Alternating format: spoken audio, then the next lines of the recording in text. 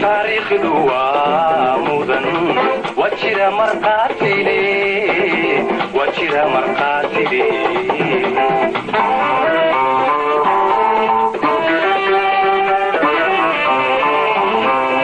marbay ahayd adduunyadu mugdi lagu halaabo mahadhoy badanu dadku ay la magansado taariikhdu waa mudan wajira marqaatile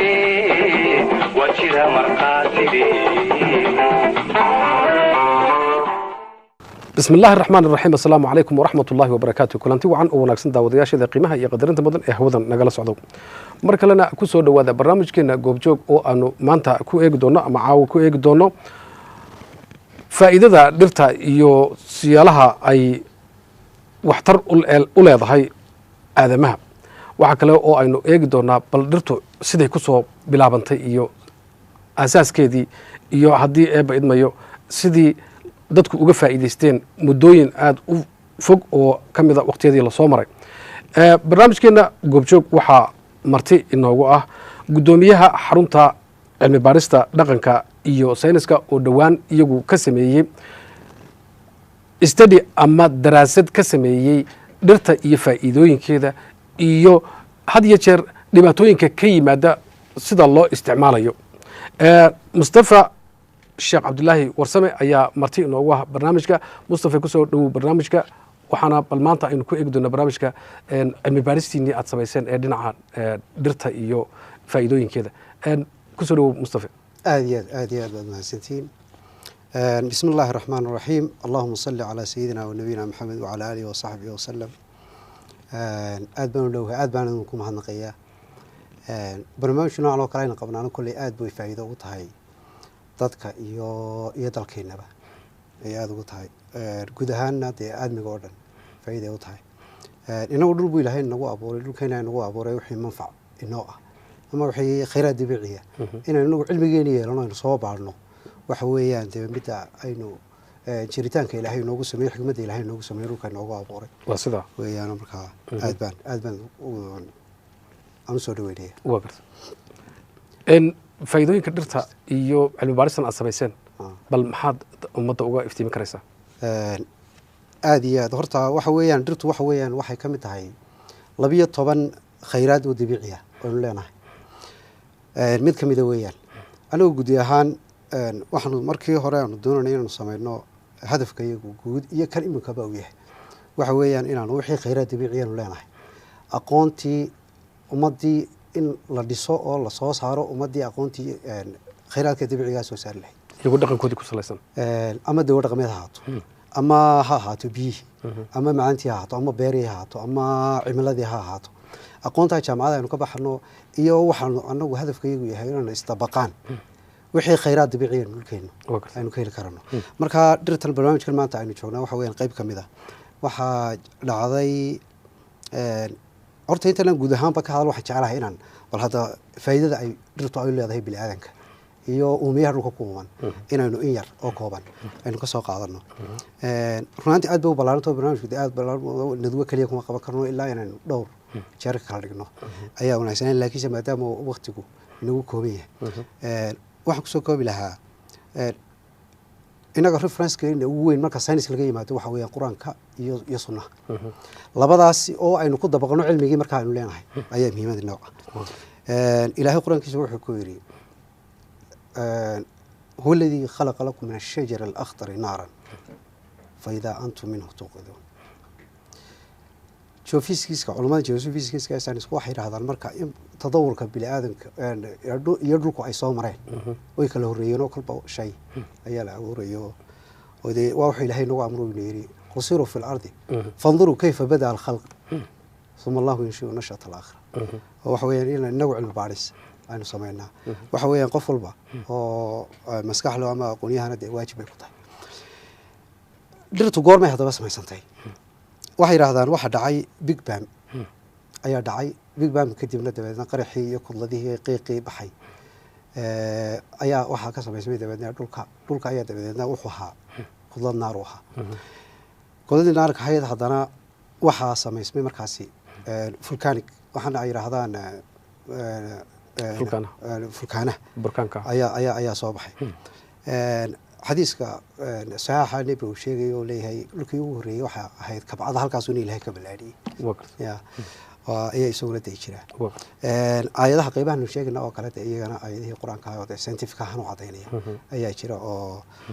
markii hore dee big banka waxanay leeyihin waxa weeyaan waa ka ilaahay noogu sheegaya le markii hore كانت تارتقا ففتقناهما ثم استوى إلى السماء وهي دخان فقال لها وللأرض ائتيا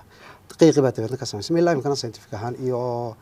iyo culamadan la yiraahdo culamada ay yiraahdaan astronomiga astrophysics way yaal oo wax daraasadood facts oo la ayo la ogyahay adoo tadawurkii au ilaahay kusoo sameeyay marka hore kun fayakun ku sameeyay ayaa hadana xikmad ilaahay ku tala galay bil aadanka markii ayaa waxay ahayd waxay noqotay in qul siiru la yiraahdo waa ka ilaahay quraanka qul siiru fil ardi fanduru kayfa bada al khalq sidaan dhulka uu abuurmay dhagaxaantii ayaa markaas ilaahay noo sameeyay oo qaybtii waxa uu sameeyay qaybtii dhulka ahayd ayuu ilaahay sameeyay dhulku markaa uu sameysmay ee fulkaanikaasi ama plate tectonic waxana yiraahdaan oo qaaca hoose ee eruptionka ee socda ee fulkaaniga ayaa buuruhu waxaas ay ka samaysmaan dabeedna waxa qaybna bad bay noqotay qaybna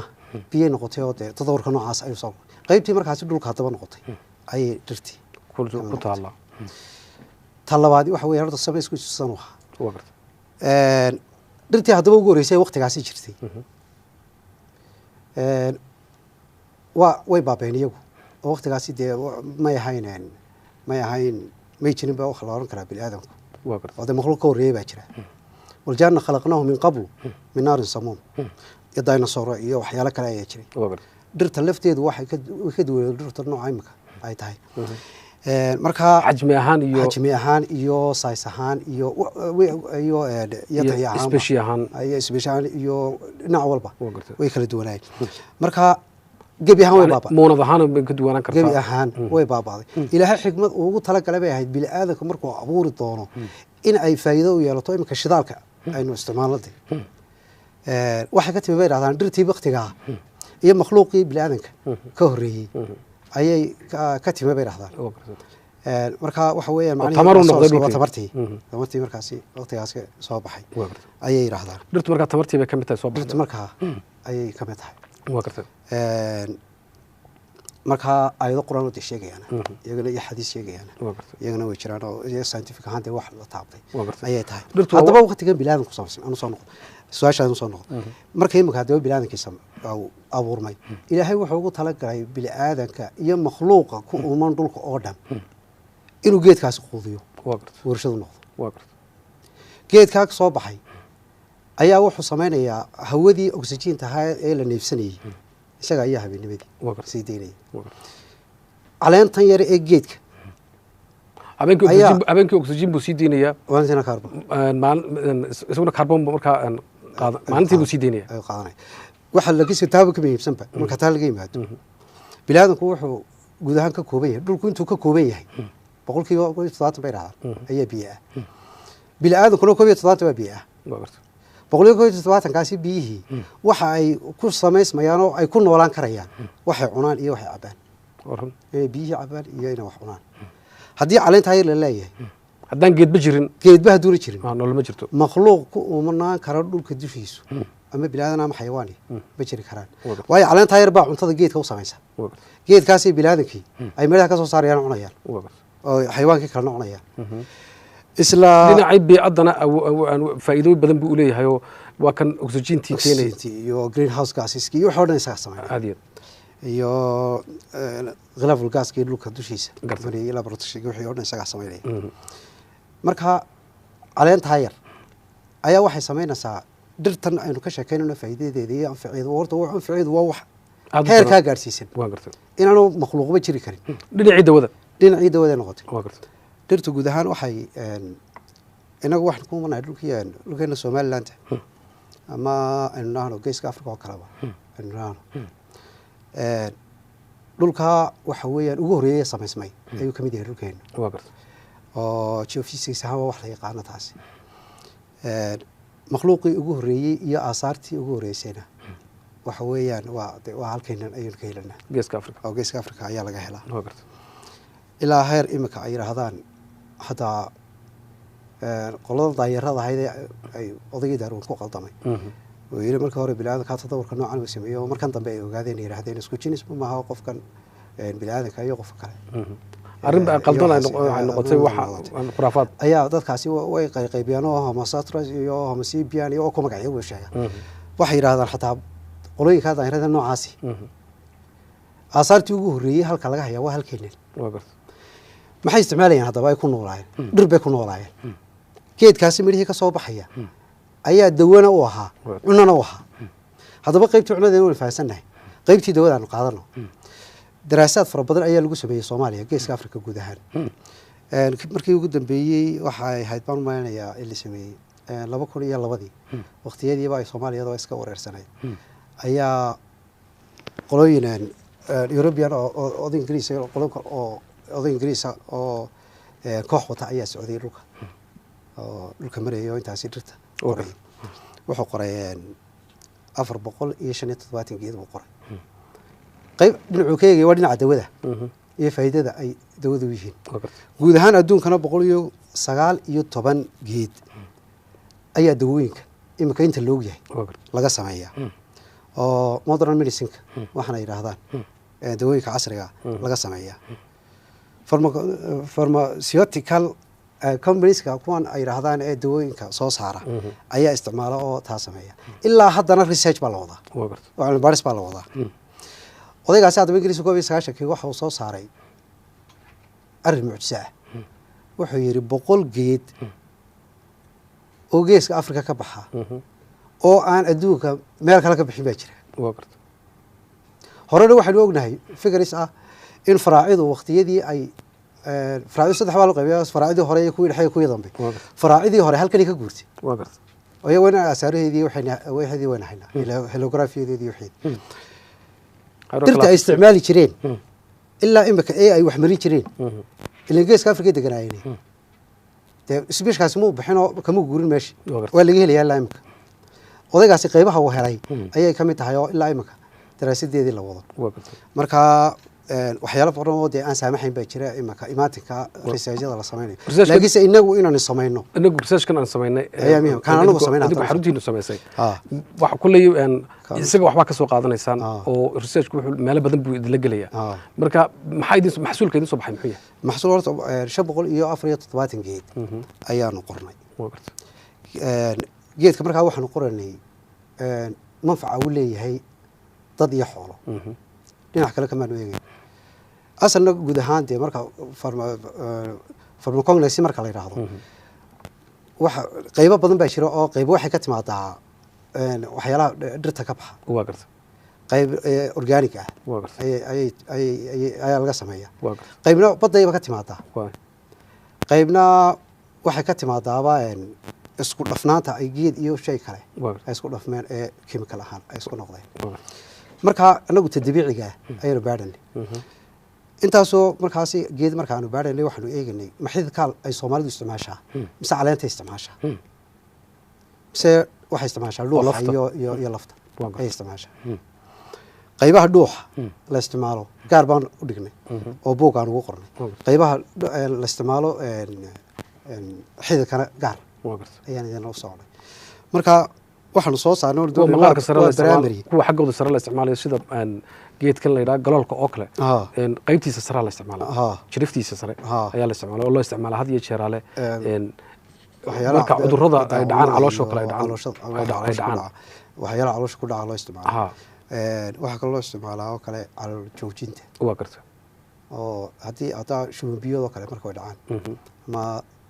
أو دعوة كله قف كل عضو كله إنه شو ما يو فوق بحث سمينه يو كله أيه فوق علنه كله لو سمية لكن تاسو كليه لقى بيستعمل جيد كاسي كلوك أما نراض سقسق طبعا نراض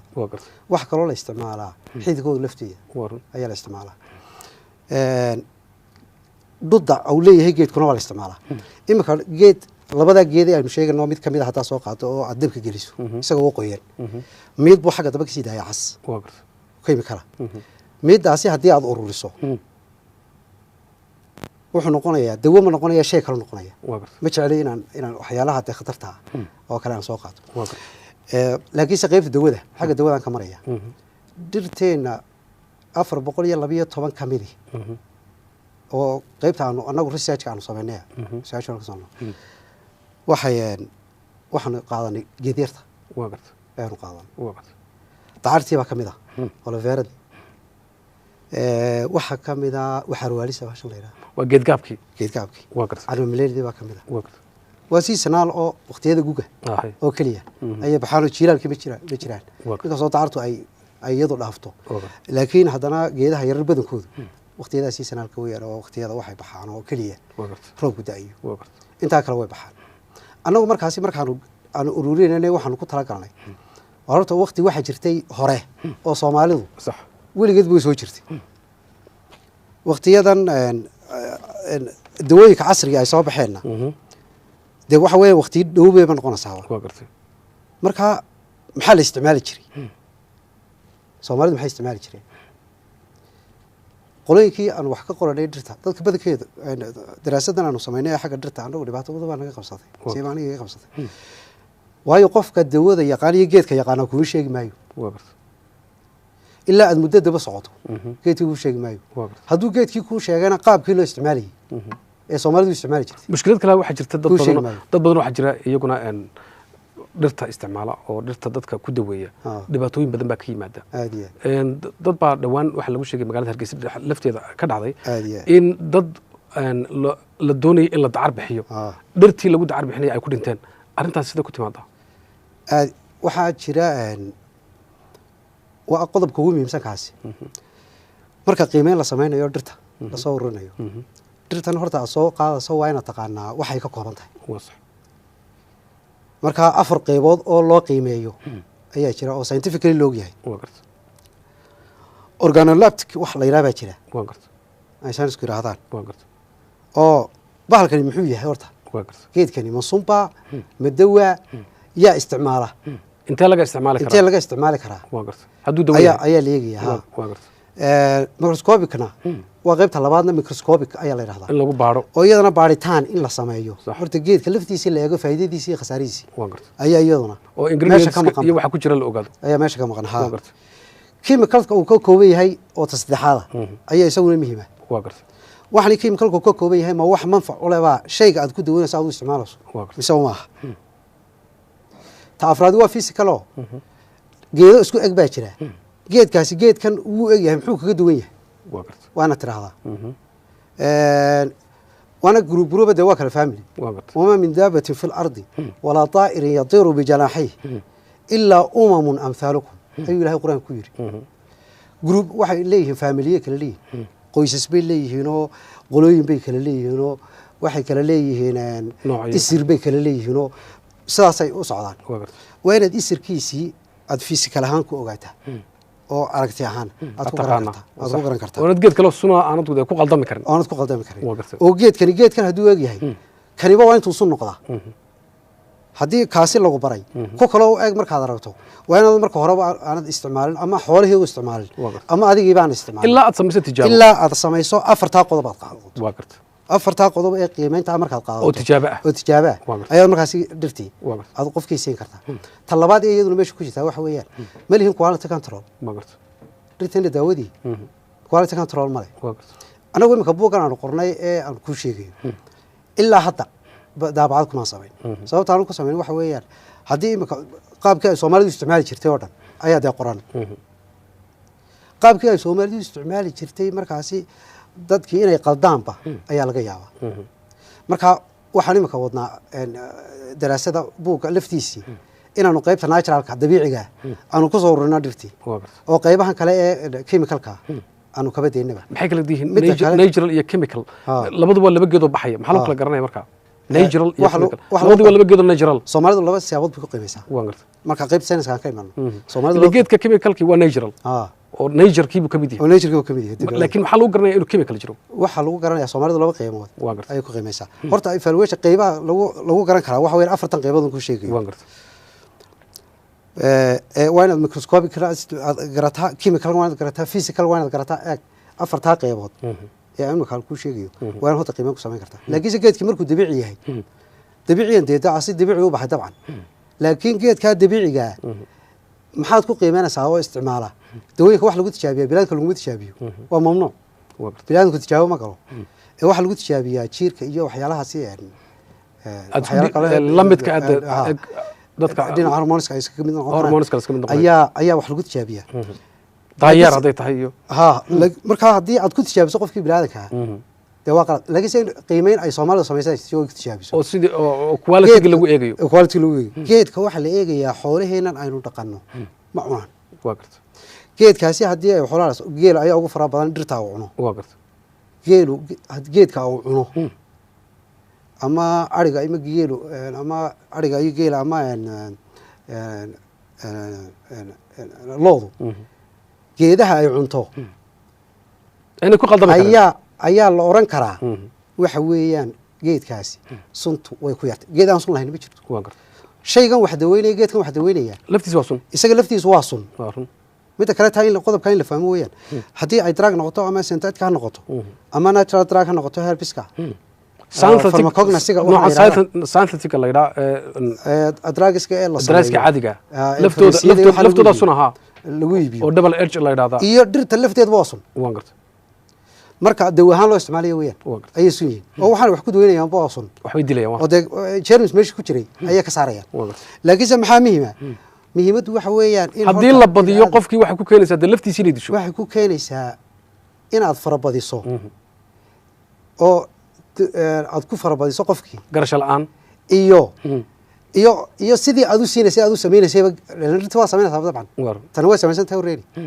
iyadoo farabadnaan oo keliya ayaa la yeegi karaa inaad doos aad u samayso qofkii laakiinse naturalka muxuu khatar ku yahay dooskiina waa ku khatar waxa kaluu khatar ku yahay qofkii aad siinaysay waa ejkii waa da-dee xanuunkan hayaa laftiisu ma hubtaa inuu xanuunkaasi jiro qof laba xanuun labaa jira imanka maalmo dhawood dhibaataa dhacday oo dee qof baa daweyniyo wax la siiyey dhira qofkani waxa laga yaabaa inuu xanuun kalaba lahaa side effectkii markaasi qofkan dawadan haddaad siiso xanuunka kale ayaa kacaya dabeedna kaasi inuu dilaaba laga yaabaa laba xanuun hadduu leeyahay kolba kii aan khatar tahayn baad waxsin ayaa daweynaysa waxaa jirta oo kale cilmi la yidhaha pharmacognosy oo lagu barto jaamacadaheena laftiisa way jirtaa dhirta waa dhirta sidee wax loo wadaa baad isleedahay arrintaas iyo wax la wixii dabiiciya sidee taa wax dadka loo baraa baad isleedahay sidan dadka ma loo fahamsiin karaya in dhibaatada ay leedahay dhirtu ay tahay yani maadaama ay tahay dawo dhirtii sunna ay noqon karto oo ay tahay midi laba af leh aad iyo aad waa su-aal wanaagsan waxaan halkan imika uga sheegayaa dhammaan dadka guddoomiyaasha jaamacadaha iyo in alla inta ay khusayso dhirta daawaday ama pharmacognosy ha noqoto ama ha noqoto kuwan kale ee natural medicineka iyo herbiska isticmaala qaar waxan waa cilmina qofku inuu aqoonteeda yeesho wuxuu samaynayo ayaa muhiima marka in layska eego oo horta qiimeyntaasi aynu u samaynay afartaa qodob laga eega shay dhirtii la isticmaalayay ayaa muhiim oo dadkiina ay ku badbaadayaan dhirtiina ay noogu badbaadaysaa dhirtiina in la wada googooyo oo la siiya maaha midda kale meesha ku jirta waxa weeya dadkan dhirtan dibadda laga keenayo ayaa iyada lafteedu inagu halkanaynu ku umannahay dhirta dhulkeenna ka soo baxda iyo biyaha dhulkeenna ka soo baxa ayaa jirhkeennan uu ka kooban yahay xanuunka inagu dhacaana dhirteennan ayaa aad daweyn u samayn karta marka loo eego dhir kale oo meel laynagoo keena ama drugs kale oo meel kale laynagoo keena haddayna drugskaasi jirin quality controlka aanay jirin war bal herbiskanun aynu isticmaalano si wanaagsan oo daraasad wanaagsan lagu sameeyo oo dadkii aan la siin oo hala eego dooskeedii qofkan agekeedii physical propertieska ay leedahay bahashani chemical propertieska ay leedahay waa hal la eego iyada war miyaad ka haysaa in su-aashaadaan usoo noqoto jaamacadaha way jiraan oo waa la dhigaa pharmacognosy-ga pharmacognosy waxa weeyaan dhirta daawada iyo wixii dabiiciga ilaa waxaa jira waxyaalaha laga soo saaro badda ayaa dee pharmacognosy ay ka mid tahay marka inagu waynu dhignaa mashaakil baa laakiinse naga haysta mashaakilkan haysta waxa weeyaan aqoonta aada gudbinaysaa haddii ay dabaqi weydo dhaqanka aad leedahay adugu geed baan doonaya inaan kuu sheego dacara geedka dacarta haddaan olafeera ku idhaahdo maanta o dhan kugu idhaahdo oon physical propertieskeeda ay leedahan kuu sheego chemical propertieskeena kuu sheego waxay ka kooban tahay aan kuu sheego dalkaaga inay ku taalna aan kuu sheegi waayo magac ay leedahay inay dacar tahayna aan kuu sheegi waayo de waa mashaakil intaasoo 100 oo geed ayaa syllabus dhan baa jira oo la dhigayo jaamacadihiya oo magacyo kale Latin ama luqad kale loo yaqaan Latinkiya laakiin se haddana ardaygii looma sheegayo geedkani wuxuu yahay sax dhulkeena ma ka baxaa mise kama baxo sogsogtii oo kale dacartii simple baan ku soo qaaday dacar baan ku soo qaatay dacar waa shayga ugu badan soo maahay Hargeysa markaad soo qaado aadiyad ugu badan qaabkii loo isticmaalayay iyo waxay ka kooban tahay curiyaasha inta ugu badan ee jirka bini'aadamku leeyahay ayay dacartu ka kooban tahay waa garta ilaa manganiis oo dhirta kale ku yar manganiis curyaha la yidhaha manganiis oo birta ayaa ku jira ayaa dacarta ku jirta waa garta dhinac walba waxbay ka tartaa waa garta qaabka aynu isticmaali karnaa waxa weeyaan mar cream baan ka dhigi karnaa oo cream la isku qurxiyaynu ka dhigi karnaa mar dawo waxaan isticmaali karnaa maqaarka sare ah waa garta mar waxaanu isticmaalnaa dawo qaybtan digestifka sax uur ku jirta ayaynu isticmaali karnaa mar antiseptic baanu isticmaali karnaa oo waxbaynu ku nadiifin karnaa iyadii waa garta geed walba intaa soo shay ayuu leeyahay laakiinse imika muhiimaddu waxa weeyaan war aqoontan aynu gudbinanay jaamacadaheena aynu ku dhiganno hadda boqdo dhaqankeena iyo wixii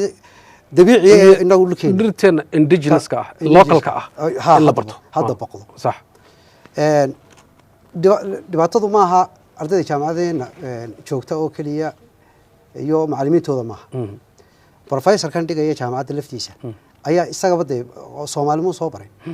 qof Soomaaliya kama soo baran inta badan oo dee ajnabi ka soo bartay laakiinse maxaa loo doonayaa xarun cilmi baaris oo waxa la wixii khayraad dabiiciya lagu soo saaro oo waxaanu ku soo bartay meel pharmacognosy soo bartay sax lagu fahansiiyo pharmacognosy inuu soo bartay scientific ahaan iyo magacaan scientific ah uu wato inuu geedkan yahay oo halkan ka baxo aadiyad in la fahansiiyo sax xarun cilmi baaris oo tan iminkaan samaynayno kala oo kale dadkii lagu ururiyo oo qof walba fiilkii uu soo bartay iyo khayraadkii dhulkeenu lahaa in la isdabaqsiiyo la iswaafajiyo mid kale saamaynta dhirta oo la fahmo ahmiyadda ay leedahay xagga faa'iidada ay leedahay dawooyinka ay leedahay oo la fahmaa dhinacii environmentka ama deegaanka dhibaato ma u keeni kartaa waayo dadkii dhirtii bay ku wada saqaafayaan dhirtii baa nooc walba la soo jaraya dhirtii baa kana talo dawo ma noqonaya dibadda dhirtii in la xaalufiyo lafteedii iyadu xaggaa ma ka iman kartaa dhinaca kale marka laga eego hayo haddii si qaldan haddii loo isticmaalo way noqon kartaa laakiin imika anagu daraasadaan samaynay buugan aan qornay waxaanu soo qaadanay qaybtii seasonalka oo keliya waqtiyada roobka dhirta baxasa oo keliya ayaanu soo qaadanay intii ugu badnayd 90% 10 kale ayaanu dhirta waaweyn anil yarka ay raadaan sanadda ayaanu ka soo qaadanay sababtaan u soo qaadanay maxay ahayd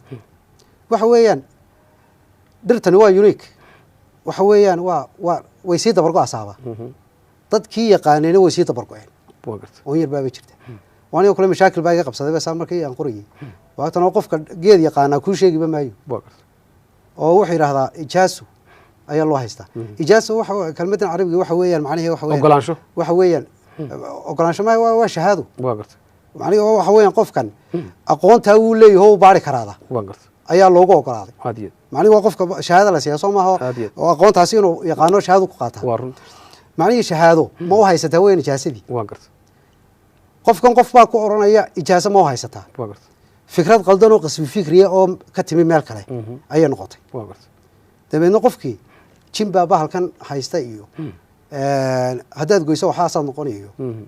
geedkii haddaad taqaano wixii uu ka kooban yahay wuxuu faa'iido leeyahay waa garta wax ka hor istaagaya ma jiro ninka geedaha gooyaha dadka badan inta badan waxba u yaqaanaanba nin magaranaysa asixroola ah geeda gooya bay dhahdaan marka arrintaasoo kale maxaad iyada u aragtaa horta dhirtan de horta wax ilaa weligeedba waa lasoo isticmaali jiray bilaadku soo isticmaali jiray soomaalidu laga bilaabo 1800 ilaa 1900 lasoo gaarsiiyo shay keliya oo dibadda uga yimi jiray ma jiro waa garta xanuun kasta waxa lagu daweynaya waxa dalka ku yaala hadaag ama dawo ha noqoto ama dhar la gashanaya ha noqoto ama ha noqoto wax kaloo xoolaha lagu daweynayo dhir kaloo xoolaha lagu daweynayo waa garta ama kalar ha noqoto waa garta ama cusbur iyo wax la ismariyo ha noqoto qurux loogu talagalay waa garta oo cosmetic ahaana waay diibka dumarku diibka la sheega biyaha lagu shubanayo dumarku kala diib bay isticmaali jireen diibka maxaa laga sameyn jiray dhirteena laga sameyn jiray waan garta xinaha diibka saabuunta lafteeda oo ah tan dharka lagu meedhanayo sax dhirteena gebigeeda laga soo saari jiray waa garta imika miyaan oran karnaa imika waxa jira doodo waxa jira qolo oranaysa jirta waqtiyadooda dadku badow bay ahaayeen war dadka hore dad aqoon-yahana bay ahaayeen waa garta maanta halkaa haddii dagaal adduunka uu ka dhaco waa la wada baktiyayaa oo ilaa findhicilkii baa magaalada yimaada waa garta waqtigaana dagaalkii koowaad ee adduunka iyo kii labaad markii uu dhacay maynaan dareemin odayaashu waxay dareemeen 3 bilood kadib waa garta inuu dagaalkaasi socdo waa garta sababta ku dareemeen maxay ahayd dadkii la qaaday maradii maxamuud ahayd la gashan jiray ayaa la waayay waa garta waa balseyl iyo balxaar iyo halkaa la tagay la yiri barbareeyo waa garta qoladii tagtay baa lagu yiri dagaal baa socdo badihiiba way xidhay waa garta war inagu ma samaysanaa leeyahay waa garta waxa loo diray sheekadaas waa sheeko dhabooday waxa ay sheegay nin weyn oo sidii jira ayaga sheekay waxa la diray buu yiri inta ciidan la sameeyay group la sameeyay xafdii la iska soo ururiyay ayaa Ethiopia loo diray duntan gacanta lagu sameeyo ee cudbida iyo dhirta laga sameeyo mariyahaas ayaa la damay in la soo barto waa garta kadibna halkan laga sameeyo shayga kaliya inooga imanayay la raadiyay shaygaas uu noqdo waa garta walaa cuntaan inooga iman jirin walaa dawaan inooga iman jirin maantana way sii dabar go'aysaa haddaynaan qabanna oo inaan ka gaadhina dee waxay noqon doontaa uun markaasi aad iyo dhul la hantiyey iyo maskax la hantiyey bay noqonaysaa aad iyo aad ayaad mahadsan tahay kaasi wuxuu ahaa Mustafa sheekh Cabdullaahi Warsame oo ah gudoomiyaha xarunta cilmi baarista dhaqanka iyo sayniska oo barnaamijkeena goobjoog caawa marti inoogu ahaa aad iyo aad baan Mustafa ugu mahadnaqaynaa waqtigiisa uu noo huray ee uu nagu soo booqday telefishinka qaranka Soomaaliland xaruntiisa ama stuudiyihiisa barnaamijkeena goobjoog caawa intaasi ayaanu ku soo gabagabaynaynaa waa kamaradii cabdi cumar jibriil iyo farsamadii sidiiq dhammaantayo anigoo ah badri maxamed xasan oo barnaamijka isu soo dubariday waxaanu idinkaga tegaynaa assalaamu calaykum waraxmatullaahi wabarakaatuh taariikhdu waa mudan wajira marqaatile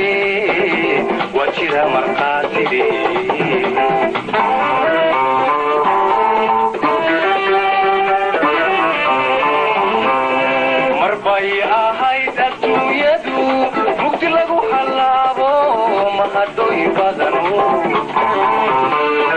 dadku ay la magansado taariikhdu waa mudan wajira marqaatile